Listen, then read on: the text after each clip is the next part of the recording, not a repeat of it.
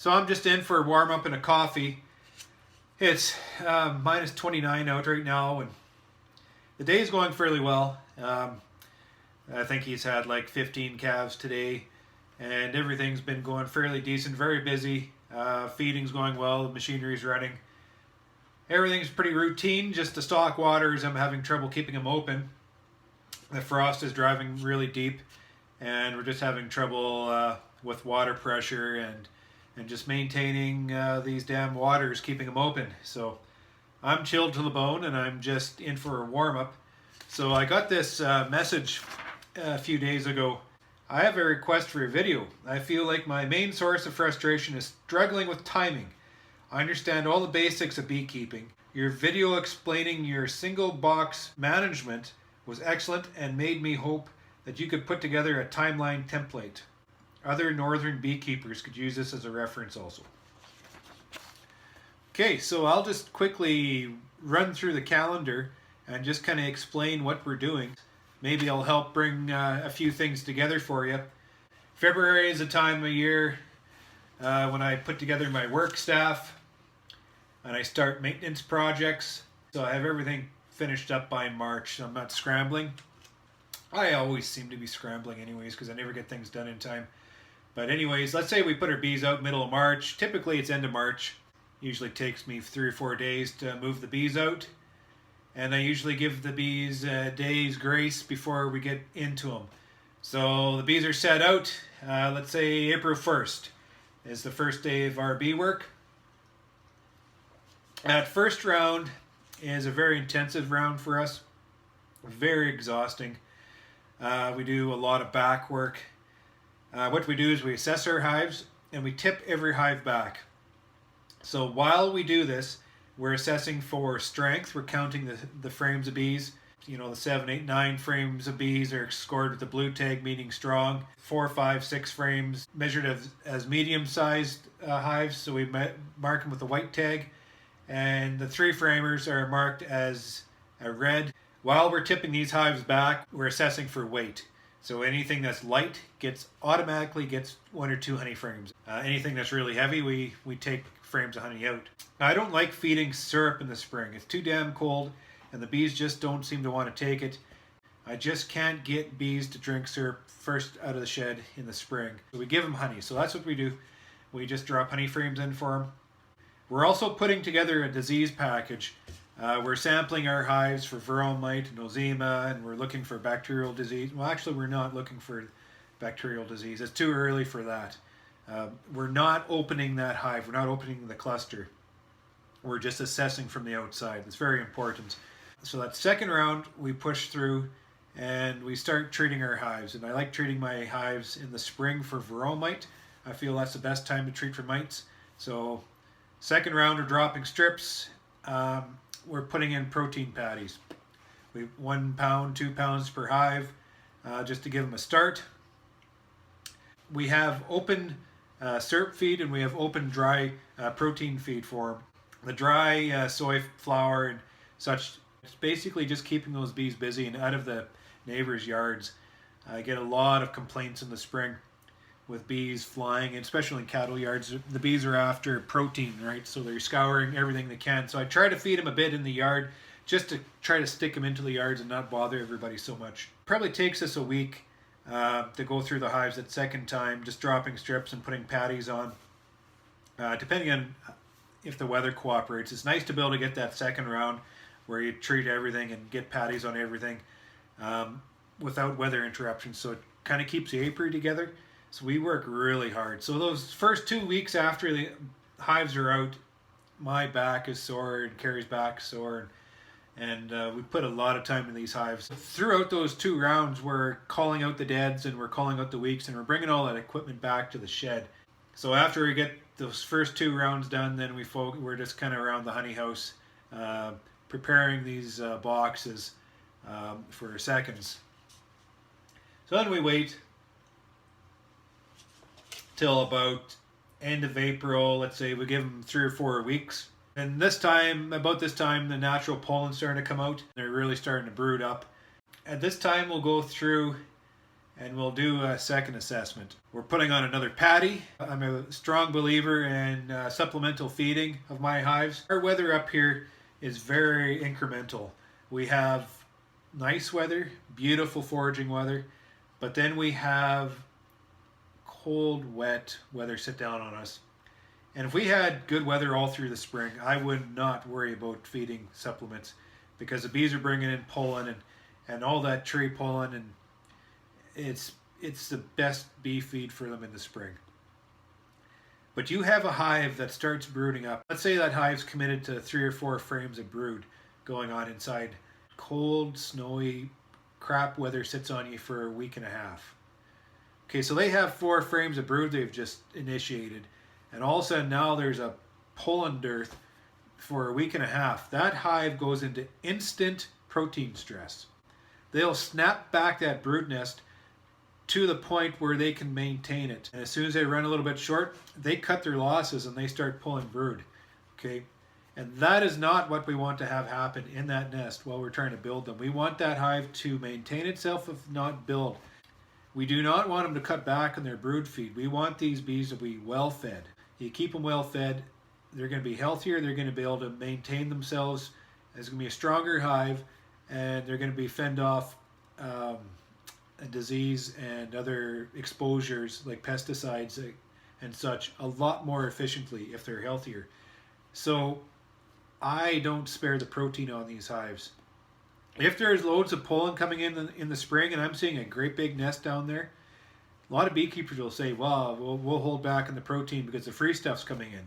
And they're right, until that bad weather sits down on them, and all of a sudden, just like that, that colony goes into protein stress. I can't make a round through my apiary in less than a week. And we can't see weather coming 2 days ahead of us. So my strategy is to keep these hives well fed. My strategy is to have supplement on these hives at all times. When I put a patty on those hives and there's pollen coming in, I don't want those hives eating that patty. Okay, so I don't want too much sugar in that patty. I want those bees just to recognize it, but just leave it alone and accept all that free stuff that's coming in. When that free stuff stops coming in, I want them to turn straight to that patty and consume that patty and use that protein to maintain that nest. And I find supplemental protein feeding very important. As soon as the clover comes out and the alfalfa and the canola, they have absolutely everything they need. And the weather has kind of stabilized itself at that time. So we're good then. But in the spring, through the change of weather systems, the unpredictability up here in Manitoba, very important just to maintain their nutrition. So yeah, where was I? Reassessing our hives. This is our second hive assessment. Any hive that is maintaining itself and getting better, I'll put a second onto them. Anything that seems to be falling back a little bit, I'll reassess them to a white tag, to a medium, and we'll flag them. Everything's satisfied, so we're going into May here, just a little bit of slack time, and this is when we go through and check all our medium hives. Those medium hives, we go through and we do a brood check in every single one of those. If that queen's maintaining herself, maintaining a nice brood nest, we leave her alone. She's good. If that queen seems to be staggering a little bit or failing, at that time we'll pinch her off and replace the queen in that hive. Okay? And one of the ways we do that is by dropping a nuke in that spot, by merging those 2 colonies together. Typically I'm looking at the 3rd week of May is when I'm going to do my split. So around the May 20th or so.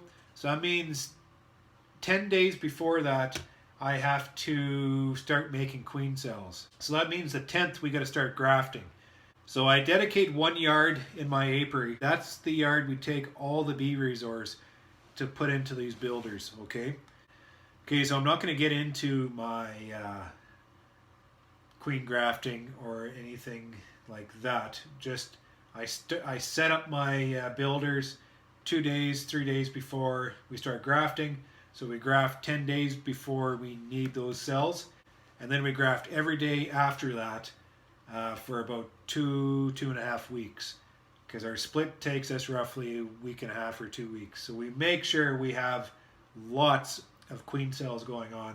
We start the split, let's say May 20th is when we start, and I'm not going to go through the process of the split, but we go through and we strip all the surplus strength off these hives.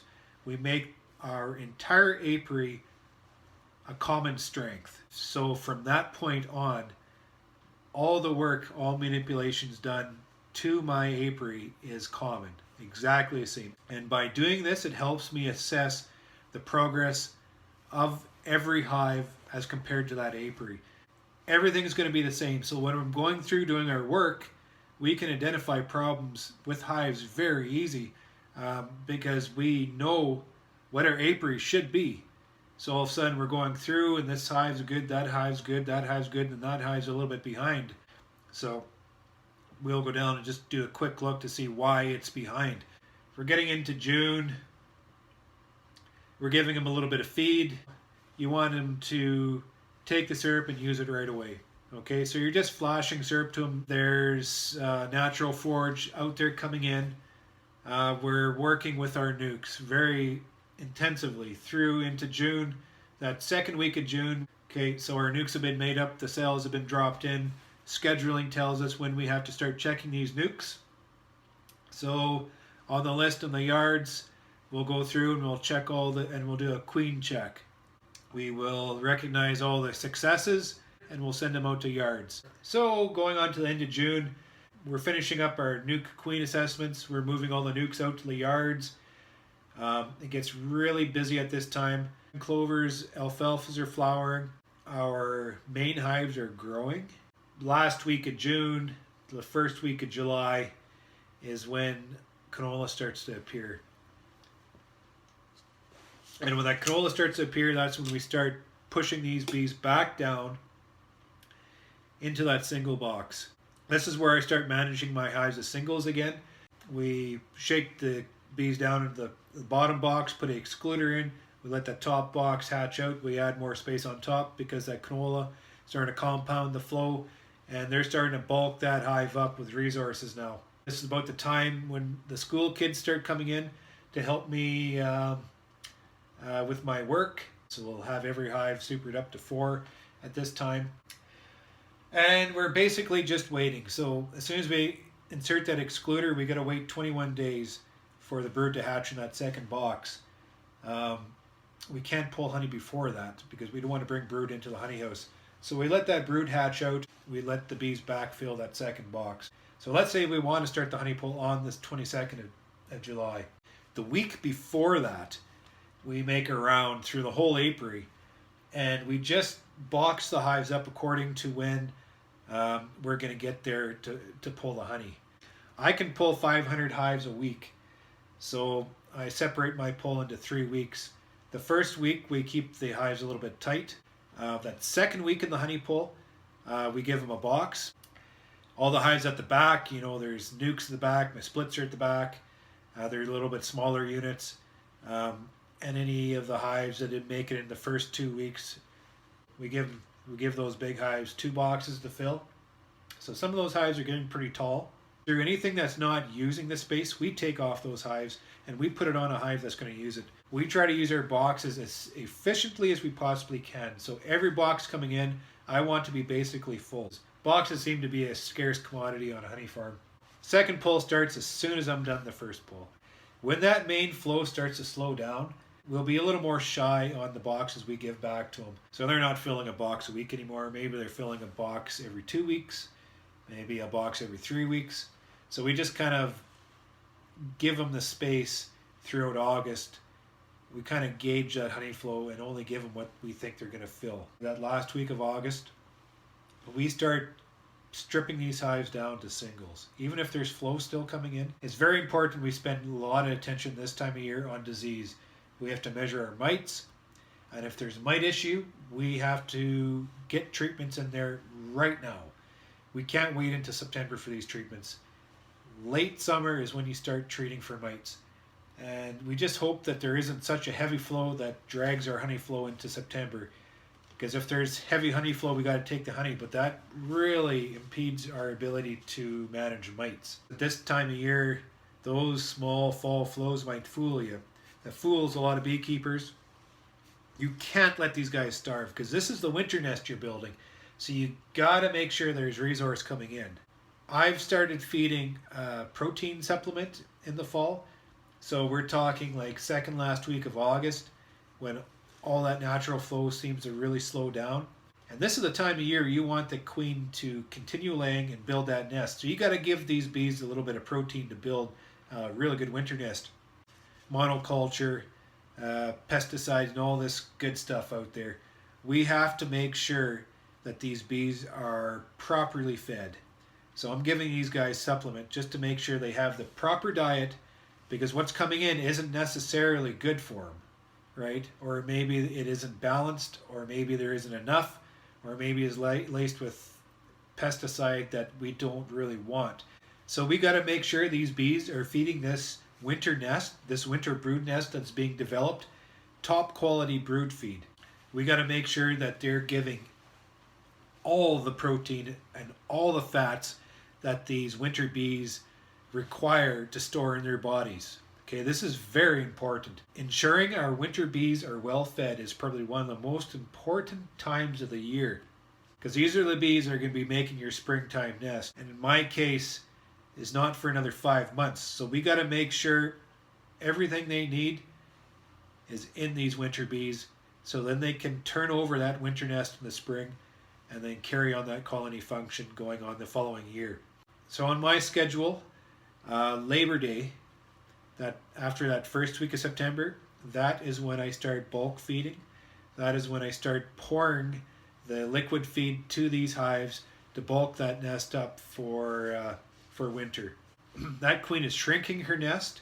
She's not using that space anymore. That brood is hatching out, and that's when I start pouring that liquid feed, as much as they'll take in, to backfill that nest for winter. My main feeding has to be done by the end of September, because we walk into October and sometimes we have cold Octobers. So by the end of September, all my treatment should be done. My feeding should be basically finished up. I'll top my hives up through October, give them another 10 pounds or so, whatever. End of October into November is when I start treating with oxalic acid. I'm expecting these hives to be basically as broodless as they're going to be throughout the entire year. So a brood-free nest is the opportune time to treat with oxalic acid vapor. We go around and we vaporize these mites, and it's very effective. At this time too, I'm taking, throughout October, I'm collecting all those out yards, and I'm consolidating everything into yards that are more sheltered and not as exposed, easier to get to, just in case, because when I start moving them in November, and like last year I got caught with snow, so I want them easily accessible so I can go in and get them without having to pound through drifts or getting stuck all the time. So that first week of November we start moving bees in. Takes me roughly a week, and we drop these hives into my shed and I close the door, and then that's it for the bee season. So that's my timeline. Give or take, a week here and there, but that's how I sort out my scheduling. So I hope that helped you a little bit. Use that just to help you, give you a little bit of perspective. A lot of what I'm doing is cued from the environment to around me, so you're going to, a week before or a week after, it all depends on how everything sorts out. I hope it helped you.